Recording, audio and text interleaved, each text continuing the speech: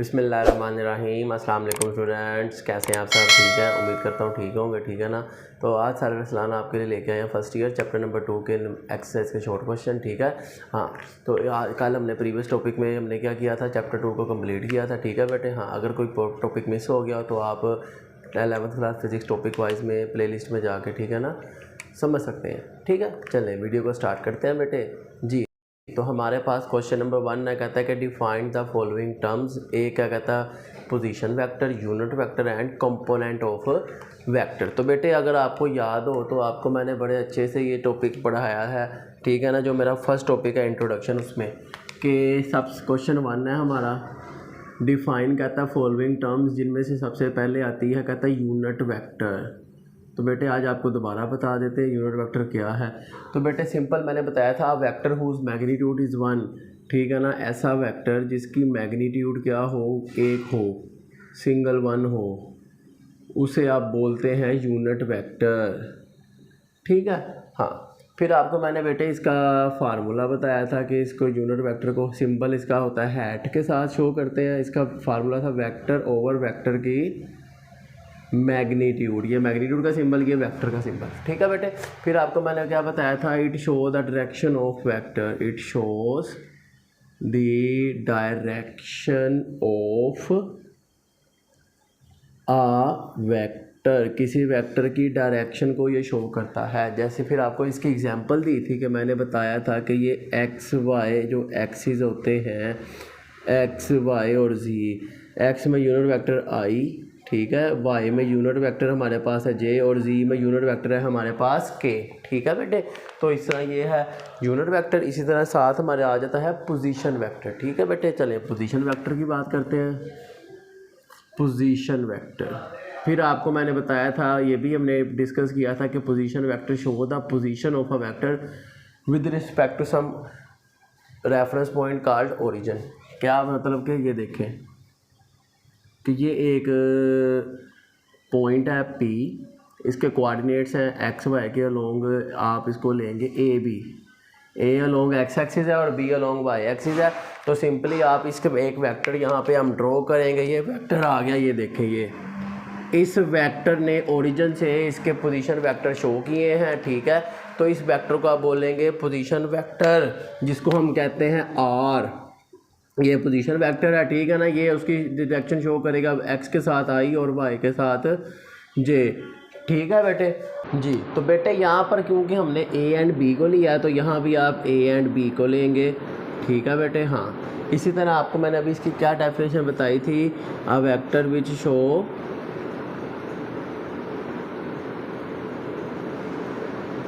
The direction, the position, ठीक है, the direction, the position of a vector, position of a point with respect to some reference point called origin। Okay बेटे। हाँ, तो ये हो गया इसका सेकंड पार्ट। और थर्ड है हमारे पास component of a vector, component of a vector. तो बेटे इसी तरह आपको मैंने कंपोनेंट वाला भी पढ़ाया था। सबसे पहले इसकी एक डेफिनेशन थी, a component of a vector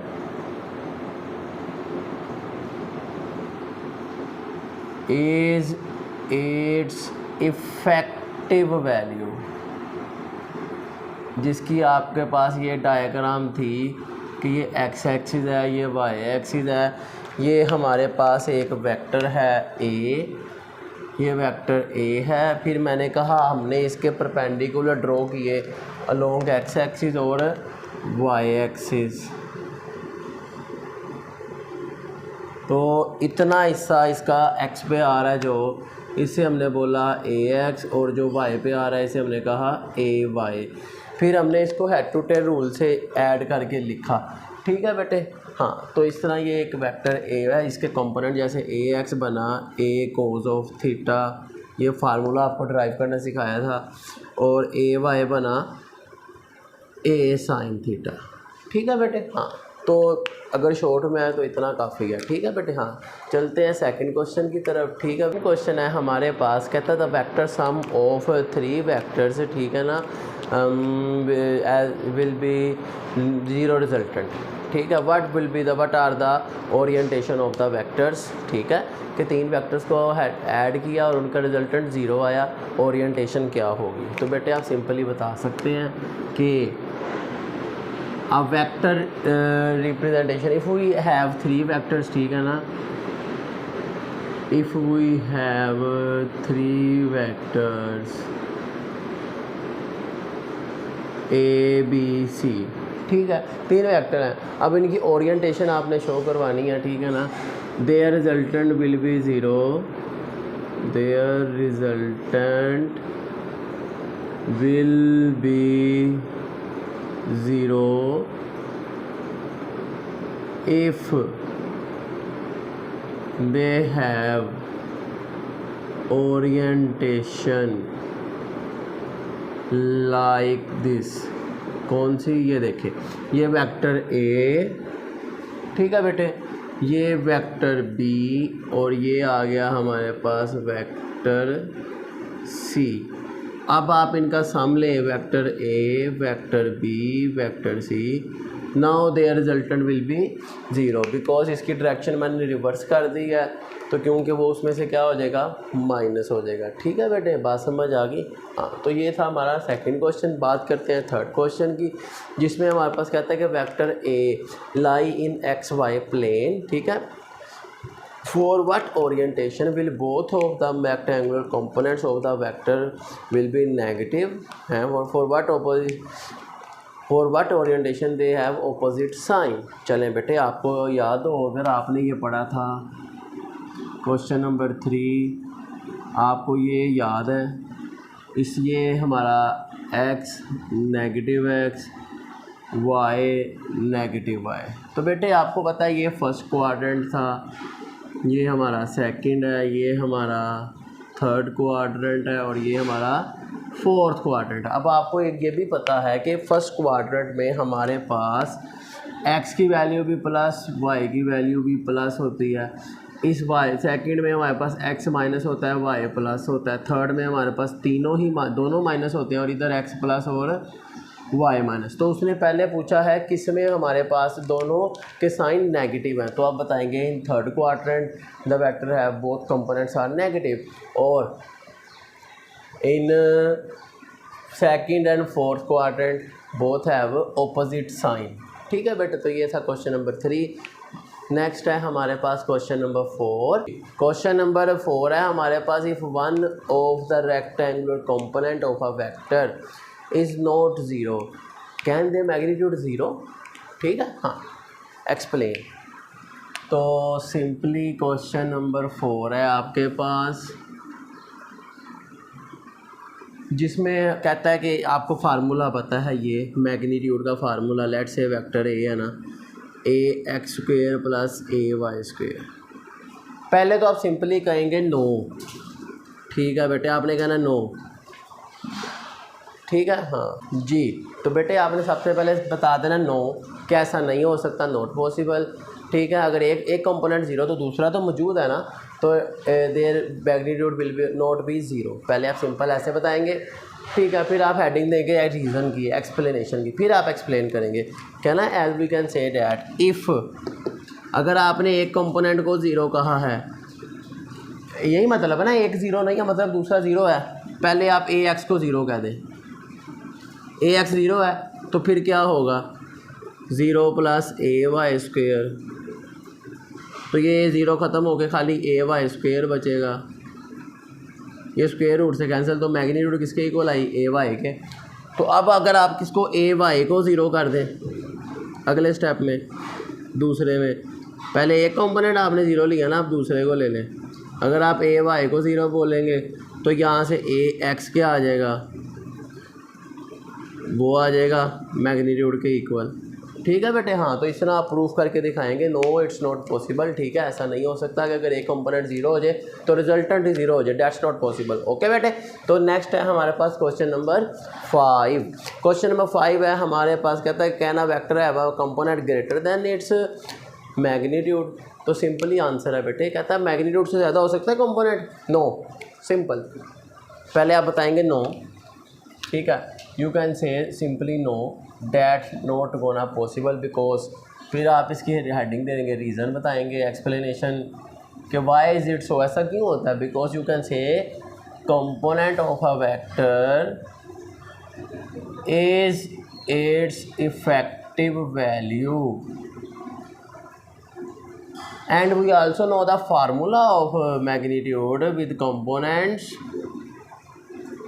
If the component are greater than vector magnitude तो this equation will be wrong. Okay हाँ, तो ये इसके इक्वल नहीं आएगा, जिससे क्या हो जाएगा, काम ख़राब हो जाएगा। ठीक है बेटे। हाँ, क्योंकि पाइथागोरस थ्योरम हमने अप्लाई किया है, उसमें लेफ्ट हैंड साइड राइट की इक्वल आनी चाहिए। अगर नहीं आएगी इट मीन्स आपका सवाल गलत है, वो ट्राई बनेगा ही नहीं आपके पास। ठीक है बेटे। हाँ, तो इट्स नॉट पॉसिबल। नेक्स्ट है क्वेश्चन नंबर 6, जिसमें हमारे पास गिवन है, कहता है can the magnitude of a vector have negative value. क्या वेक्टर का मैग्नीट्यूड नेगेटिव भी हो सकता है?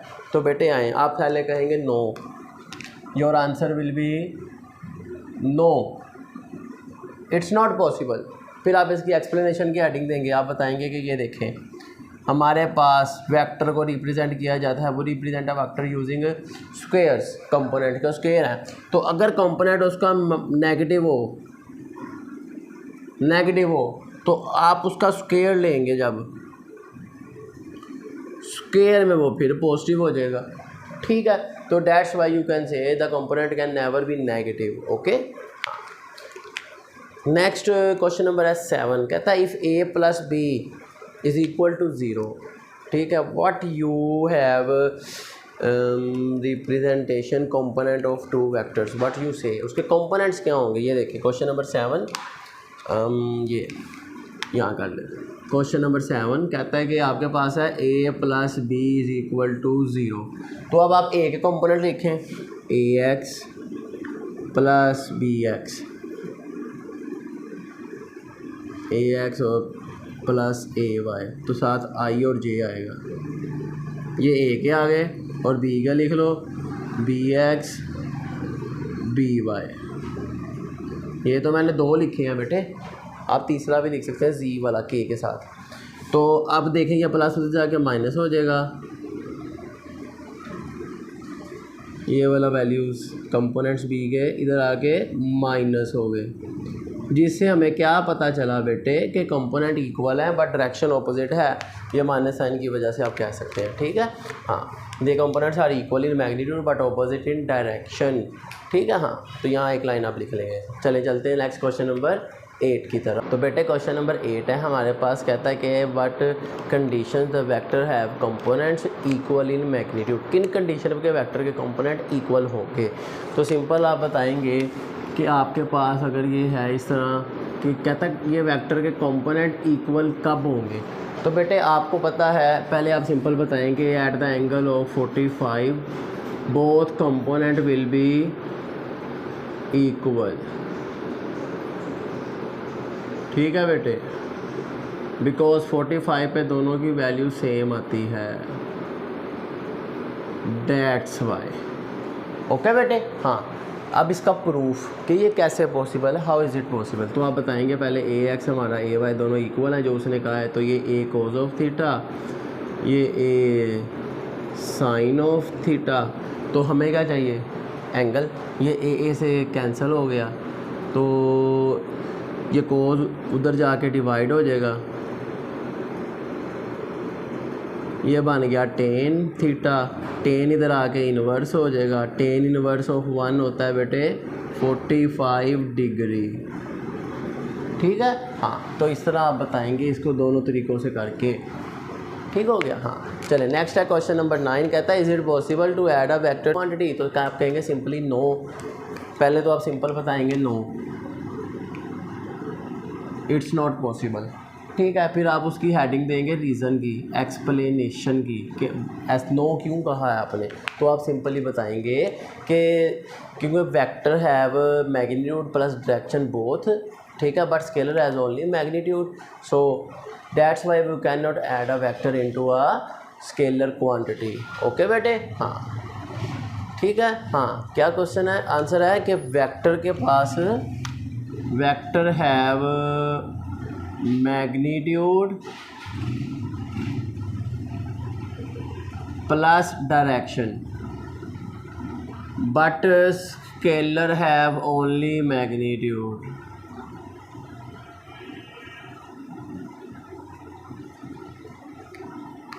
ओके बेटे, तो इसी तरह हमारे पास है क्वेश्चन नंबर 10, वो भी सेम ऐसे ही है, जिसमें वो कहता है can you add a null vector into zero. ठीक है, ज़ीरो को नल वेक्टर में ऐड कर सकते हैं या नहीं। तो आप सिंपल बताएंगे कि ज़ीरो हमारा स्केलर है। पहले तो आप बताएंगे no we can not add zero to a null vector, फिर आप उसकी एडिंग देंगे एक्सप्लेनेशन की, फिर आप बताएंगे एक्सप्लेनेशन के कि जो ज़ीरो है वो स्केलर क्वांटिटी है और जो नल वेक्टर है वो वेक्टर है। तो इसका इट मीन्स कि वेक्टर को आप स्केलर में ऐड नहीं कर सकते। ठीक है ना, इन फिज़िक्स सिर्फ सेम क्वांटिटीज़ जो होती हैं फिज़िकल ऑफ सेम नेचर उनको आप ऐड कर सकते हैं। ठीक है ना, physical quantity of the same nature can be added only.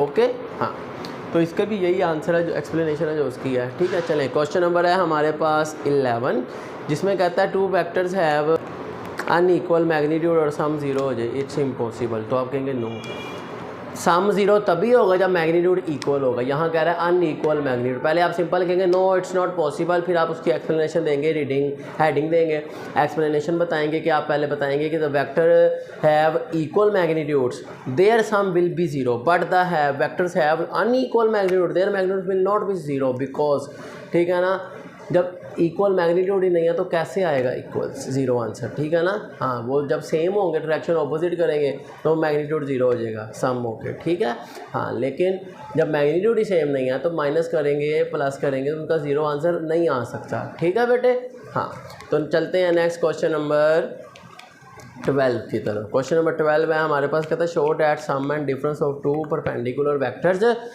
ठीक है ना, have the resultant of equal and same length. क्या मतलब है इसका।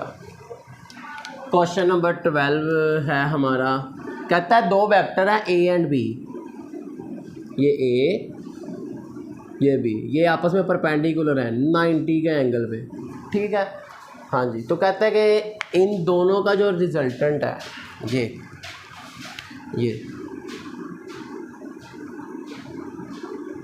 ये इनके सम है ना, और कहता है अगर आप इनका डिफरेंस लें, डिफरेंस में आपको पता है डायरेक्शन ऑपोजिट करते हैं आप सिंपल बी की, तो ये देखें ये यहाँ भी 90 का एंगल है। ठीक है बेटे, तो अब यहाँ पर भी माइनस होगा, अब रिजल्टेंट क्या आएगा, अब रिजल्टेंट भी आपका क्या आएगा, माइनस का आएगा, ए माइनस बी। तो अब बेटे आप देख सकते हैं कि ये दोनों जो रिजल्टेंट बने हैं सम और डिफरेंस का, ये भी आपस में क्या हैं, परपेंडिकुलर हैं, 90 के एंगल पे हैं। यही तो सवाल था, कहता है उसकी ओरिएंटेशन क्या होगी, तो आप कहेंगे this will be the orientation. Okay, कि उनका सम लो डिफरेंस लो और उनका जो रिजल्टेंट आ रहा है दोनों का सम और डिफरेंस का, वो भी आपस में परपेंडिकुलर है। ठीक है बेटे, हाँ, तो ये था क्वेश्चन नंबर 12। चलते हैं नेक्स्ट क्वेश्चन नंबर 13 की तरफ। हमारे पास क्वेश्चन नंबर 13 है, जिसमें हमारे पास गिवन है, कहता है कि how would be the two vectors of same magnitude have the orientation, means के if they were be combined together to give a resultant. ठीक है, हाँ, of equal two vector same magnitude, मतलब दो वेक्टर हैं उनका सम करें, उनका जो रिजल्टेंट है वो भी उनके इक्वल हो। ठीक है, हाँ, तो ये बताना है, यानी कि तीनों वेक्टर सेम हो, वेक्टर ए वेक्टर बी इनको सम करो और एक रिजल्टेंट आए आपके पास, और ये तीनों एक दूसरे के इक्वल हैं, ओरिएंटेशन क्या होगी। ठीक है ना, हाँ, तो आप बताएंगे कि ये वेक्टर ए है, ये वेक्टर बी है और ये इनकी रिजल्टेंट है और, ठीक है, तो इस केस में आप बताएं कि अगर आप इन वेक्टर्स को ऐड करें, रिजल्टेंट की डायरेक्शन इस तरफ होती है बच्चों। ठीक है, हाँ, तो अब ये देखें ये एंगल अगर बने 60, 60, 60। तो ये इक्विलेटरल ट्रायंगल बना रहे हैं, ठीक है ना, जिसमें आपको पता है इक्विलेटरल ट्रायंगल क्या होता है, जिसकी all sides all angle same होते हैं। तो इसका मतलब अगर ये एंगल बनेगा 60 का, देन क्या होगा, हमारे वेक्टर्स की जो मैग्नीट्यूड है वो भी क्या आएगी, उनके इक्वल आएगी। और आपको पता है टोटल 180 होता है ये, तो ये रिमेनिंग 60 और ये 120 to 180। आप ये भी कह सकते हैं if they are added by using angle 120 degree with each other, ठीक है ना, then their resultant will be equal to that vector magnitude. Okay, हाँ चलते हैं नेक्स्ट क्वेश्चन नंबर 14 की तरफ। ये था हमारा क्वेश्चन 13, अब है क्वेश्चन 14 जी। तो नेक्स्ट क्वेश्चन 14 है हमारे पास, कहता है कि the vector way to be और कंबाइन हैव मैग्नीट्यूड 60 एंड 35। 60 और 35 मैग्नीट्यूड है, कहता है find the correct answer above them, ठीक है, फ्रॉम द गिवन आंसर। क्या दो वेक्टर हैं, एक है हमारे पास 35, एक है 60 न्यूटन और एक है 35 न्यूटन, दो वेक्टर्स हैं। कहता है इनका सम क्या होगा, गिवन में से करेक्ट कौन सा आंसर है, 100 करेक्ट है, क्या 70 करेक्ट है या 20 करेक्ट है। तो पहले तो आप बताएंगे the correct answer is 70, correct answer is 70 Newton. How, फिर आप इसकी एक्सप्लेनेशन की हेडिंग देंगे, रीज़न की, फिर आप एक्सप्लेन करेंगे कि अगर आप इनको सम करते हैं दोनों वेक्टर को, ये बनता है 95। अब 195 से बाहर है, ये इसके बिल्कुल नहीं हो सकता। अगर आप इनको माइनस करें तो ये आ जाता है आपके पास 25, ठीक है, और वह 20 उससे बाहर है, ठीक है। तो रेंज में ही नहीं आ रहा, ना प्लस में ना माइनस में, 100 और 20 आउट है रेंज से, तो सिर्फ 70 बचता है जो इस रेंज में आ रहा है। तो आप कहते हैं this will be the correct answer because these are out of range, their sum difference is 25 and 95, ठीक है ना, तो they are out of range, तो that's why our correct answer is 70। Okay बेटे, हाँ। तो नेक्स्ट क्वेश्चन है हमारे पास 15, क्वेश्चन 15 है बच्चों हमारे पास। क्वेश्चन 15 में जी, क्वेश्चन 15 में हमारे पास गिवन है, कहता है suppose the close polygon represent vectors, ठीक है ना, arrange head to tail rule what is the sum of the vector. अब पॉलीगॉन उसने कहा क्लोज्ड। बेटे एक बार याद रखनी है, क्लोज कोई भी शेप हो, लेट से ये देखें, ये वेक्टर ए है, ये वेक्टर बी है, ये वेक्टर सी है, ये वेक्टर डी और ये वेक्टर ई, ये है क्लोज्ड पॉलीगॉन, ठीक है। अब क्लोज्ड का सम तो ज़ीरो ही होगा, ठीक है। तो पहले बताएंगे कि ये क्लोज पॉलीगॉन है, ये उसकी एक रिप्रेजेंटेशन है। अब इनका सम, तमाम वेक्टर्स का सम ज़ीरो होगा because it's a close shape. Close shape कोई भी हो उसमें वेक्टर का सम क्या होगा, ज़ीरो होगा। रिमेंबर दिस थिंग, ओके बेटे। तो ये था क्वेश्चन 15, सिंपल। बात करते हैं क्वेश्चन नंबर 16 की। कहता है कि टू शिप्स हैं एक्स एंड वाई, ठीक है, travelling in different direction of at equal speed पे डिफरेंट डायरेक्शंस में मूव कर रही हैं। और कहता है कि the actual direction of X is direction of is due to north for an observer at Y, के एक वाई पे एक ऑब्जर्वर देख रहा है कि एक्स कहाँ जा रहा है, नॉर्थ की तरफ जा रहा है, ठीक है। और फिर वो कहता है कि जो वाई की, जो उस ऑब्जर्वर के अकॉर्डिंग ही उस एक्स की डायरेक्शन दूसरे वाले वाई की क्या है, नॉर्थ ईस्ट है, ठीक है। तो कहता है एक्चुअल डायरेक्शन क्या होगी, किसकी, वाई की, जहाँ पे वो ऑब्जर्वर खड़ा होकर देख रहा है कि वो नॉर्थ पे जा रहा है या नॉर्थ ईस्ट में जा रहा है, तो उसकी असल डायरेक्शन किस तरफ होगी, जहाँ वो खुद खड़ा हुआ है। तो आप कहेंगे वो खुद वेस्ट में है, ठीक है ना बेटे। तो आपको पता है, आपको ये कंपोनेंट्स ड्रॉ करने आते हैं, ये वाले, ठीक है ना, ईस्ट वेस्ट नॉर्थ और ये साउथ, ठीक है ना। तो वो कहता है कि वो एक एक्स है एक वाई है। अब वाई कहाँ पे खड़ा हुआ है, वाई हमारा वेस्ट में है, ये हमारा वाई है, ठीक है। अब इसके मुताबिक आप देखें जी बेटे, तो क्वेश्चन 16 में कहता है कि दो शिप्स हैं आपके पास, जिसमें कहता है कि जो एक्चुअल डायरेक्शन है ना वो एक्स की, एक्स जा रहा है इधर नॉर्थ की तरफ, ठीक है, एक्स नॉर्थ की तरफ जा रहा है, लेकिन जो एक ऑब्जर्वर है वो वाई पे है, उसके मुताबिक कहता है वो जा रहा है नॉर्थ ईस्ट की तरफ। तो उसकी डायरेक्शन कहाँ होगी, तो आप वो बताएंगे कि वो वेस्ट में है, खुद वो वेस्ट में जा रहा है वाई, वो वाई शिप कहाँ जा रहा है, वेस्ट में, ठीक है। हाँ, बात समझ आ गई बेटे। तो इस तरह आप इसकी डायग्राम बना के बताएंगे, ठीक है। हाँ, चलते हैं नेक्स्ट क्वेश्चन नंबर 17 की तरफ। तो बेटे क्वेश्चन नंबर 17 है हमारे पास, गिवन है, कहता है if all the components of vector a1 and a2 reverse what would be the after. उसके अगर आप आल्टर कर देंगे तो क्या बनेगा, ठीक है बेटे। तो देख लेते हैं, रिवर्स कर दें, रिवर्स करने से क्या बनेगा। तो बेटे देख लेते हैं, कहता है कि लेट्स से हमारे पास दो वेक्टर हैं, क्वेश्चन 17 है, दो वेक्टर हैं a1 एंड a2। अब इनको अगर आप रिवर्स करते हैं ना, रिवर्स आल्टर करते हैं, रिवर्स करते हैं, तो ये a1 का रिवर्स होगा माइनस का a1, a2 का रिवर्स होगा माइनस का a2। तो इनका उसने कहा ये ओरिएंटेशन है a1 इंटू a2, ठीक है। हाँ, तो अगर आप कहते हैं इसको रिवर्स कर दें इनके कंपोनेंट को, तो दोनों माइनस के हैं, माइनस माइनस आपको पता है प्लस होता है, तो फिर दोनों क्या हो जाएंगे, प्लस के आ जाएंगे। तो इस तरह ये ओरिएंटेशन होगी, ठीक है बेटे। हाँ, याद रखिएगा। तो नेक्स्ट है क्वेश्चन नंबर 18, कहता है now name the 3 different situations conditions that could be make it zero. a1 into a, question number 18 है हमारे पास, जिसमें गिवन है जी, कहता है कि क्वेश्चन 18 कि a1 इंटू a2 दो वेक्टर हैं, 3 कंडीशन बताएं, तीनों ज़ीरो कब आएंगे। तो आप बताएंगे इफ़ a1 हमारा ज़ीरो हो तब इनका प्रोडक्ट ज़ीरो आएगा। अगर a1 ज़ीरो नहीं है तो फिर दूसरी कंडीशन में a2 को ज़ीरो ले लें, अगर वो ज़ीरो हो फिर भी ज़ीरो आएगा। तीसरी कंडीशन में आप बताएंगे ये क्योंकि क्रॉस प्रोडक्ट है, क्रॉस प्रोडक्ट में आपको पता है पैरेलल वेक्टर्स का आंसर ज़ीरो आता है। तो आप कहेंगे if a1 and a2 are parallel, क्या हो, पैरेलल हो एक दूसरे के साथ। पैरेलल में एंगल होता है 0 और साइन 0 0 होता है हमारे पास, ठीक है बेटे। ये था क्वेश्चन नंबर 18। चलते हैं क्वेश्चन नंबर 19 की तरफ, जो क्या है हमारे पास, कहता है आइडेंटिफाई ट्रू और फॉल्स स्टेटमेंट।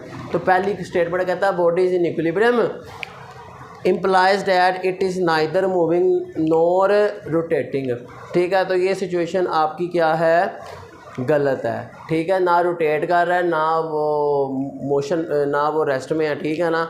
तो ये स्टेटमेंट गलत है। इक्विलिब्रियम की दो ही कंडीशंस आपको मैंने बताई थी, स्टेट से, एक स्टैटिक थी एक डायनामिक थी। स्टैटिक में रेस्ट में होता है और डायनामिक में यूनिफॉर्म मोशन में होता है। तो यहाँ कहता है ना वो रोटेट कर रहा है ना वो रेस्ट में है, तो ये क्या हो रहा है, अल्लाह जाने क्या हो रहा है, ठीक है। तो ये फॉल्स है। तो दूसरी कहता है if a coplanar moving acting on a body from a close polygon is it set to be equal. Close polygon का आपको भी मैंने प्रीवियस क्वेश्चन बताया, उसमें सम 0 होता है वेक्टर्स का, तो इसका मतलब इधर सम ऑफ 0 आ रहा है, it means it is in equilibrium, ठीक है बेटे। हाँ, क्योंकि हमने कंडीशन पढ़ी है पहले, sum of all vector is equal to 0, forces, वो फोर्स क्या है, वेक्टर ही तो है, ठीक है। हाँ, चलें नेक्स्ट है क्वेश्चन नंबर 20, कहता है एक पिक्चर है आपके पास गिवन, ये देखें बेटे, एक ये पिक्चर है, ये यहाँ पे इसको इस सहारे के साथ, कील के साथ हैंग किया होगा, ठीक है। ये पिक्चर फ्रेम है, हैंग किया हुआ है। तो ये आप देखें टेंशन की डायरेक्शन है, पर ये वेक्टर टेंशन का कंपोनेंट है टी साइन थीटा पहला, ये दूसरा कंपोनेंट आ गया टी साइन थीटा, और डाउनवर्ड आपको पता है क्या होता है, वेट होता है। तो अब आपने क्या करना है, अपने नेट फोर्स निकालने के वेट किसके इक्वल है, इन दोनों टेंशन्स के, टी साइन थीटा और टी साइन थीटा। तो ये आपके बन जाएगा 2t साइन ऑफ थीटा, ठीक है बेटा। तो ये आपके पास टोटल टेंशन फाइंड हो गई, ये हमने फाइंड करनी थी, ठीक है। हाँ, तो t निकालना है, 2 साइन थीटा इधर आके क्या हो जाएगा, डिवाइड हो जाएगा, ठीक है बेटे। तो ये था क्वेश्चन नंबर हमारा 20। चलते हैं नेक्स्ट क्वेश्चन की तरफ, ठीक है। क्वेश्चन नंबर 21, जिसमें क्या कहता है कि can a body rotate about it axis under the action of centre of gravity. तो बेटे सिंपल सी बात है, आप कहेंगे no, because centre of gravity lie downward कर रहा है, उसमें सारा मैस इक्वल है। उसकी डेफिनेशन कुछ इस तरह है सेंटर ऑफ ग्रेविटी की, the point where all the mass of a body lie all equally downward 0, सारा मैस इक्वली डाउनवर्ड 0 हो जाएगा। इसका मतलब क्या है कि बॉडी उसके रिजल्टेंट 0 आ रहा है सारे मैस का, तो जब मैस 0 आ रहा है तो उस पर कोई फोर्स एक्ट नहीं कर रही, इसका मतलब है उस सेंटर ऑफ ग्रेविटी पे, तो फिर वो मूव नहीं करेगा, ठीक है। ओके बेटे। हाँ, तो ये था हमारे चैप्टर 2 के एक्सरसाइज के शॉर्ट क्वेश्चन। उम्मीद है आपको समझ आ गई होगी। अगर आपको कोई क्वेश्चन हो आप मेरे से कमेंट में पूछ सकते हैं, ठीक है ना। चले मिलते हैं आपसे नेक्स्ट वीडियो में, जिसमें हम इसके न्यूमेरिकल्स करेंगे। सी यू देन, अल्लाह हाफिज़।